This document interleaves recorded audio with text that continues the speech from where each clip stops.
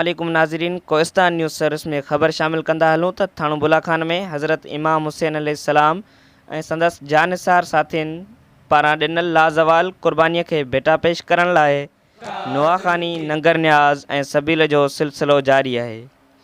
जॾहिं त हर साल जियां हिन साल बि थाणो बुलाखान जे मरकज़ी इमाम बारगाह सैयद रोशन अली शाह जिलानीअ जे इमाम बारगाह तां 10 मुहर्रम अल हराम जी राति काफ़िलो निकितो, जेको मुख़्तलिफ़ रस्तनि खां थींदो ॾाढा हकीम जे अलम बारगाह ते पहुतो, जिते अज़ादारनि पारां मातम करे शहीद करबला खे भेटा पेश करण लाइ नुआखानी पिणु कई।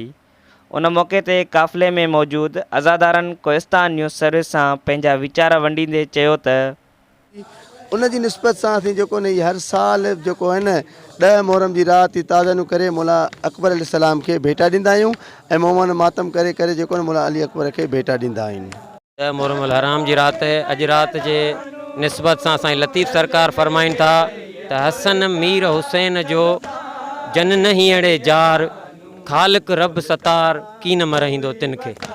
नारा है जो कि ये रात जेका है मजलूम करबला मौला हुसैन अलैहिस्सलाम जी कुर्बानी जी रात आहे। हीअ उहा रात आहे जेको मौला हुसैन अलैहिस्सलाम पंहिंजे नाने पाक रसूल खुदा सां कयल वाइदो करबला में पूरो कयो ऐं पैगाम ॾेई इहो ॿुधायो वियो त यज़ीद मुर्दाबाद आहे, हुसैन ज़िंदाबाद आहे, हुसैन कल भी ज़िंदाबाद था, हुसैन आज भी ज़िंदाबाद।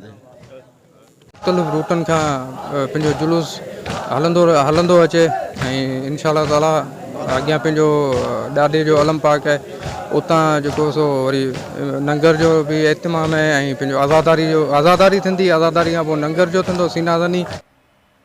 काफ़िले में मौजूदु अज़ादारनि जो चवणु हो त अॼु जी राति मौला हुसैन अलैहिस्सलाम जी क़ुर्बानीअ जी राति आहे। हिन राति ते मौला हुसैन अलैहिस्सलाम पंहिंजे नाने सां कयल वाइदो करबला में पूरो कयो। अज़ादारनि पारां काफ़िले में या हुसैन, हुसैनियत ज़िंदाबाद जूं सदाऊं बुलंद कयूं। वधीक ख़बरुनि लाइ ॾिसंदा रहो Kohistan news service. Reporter Kohistan news service team Thano बुलाखान।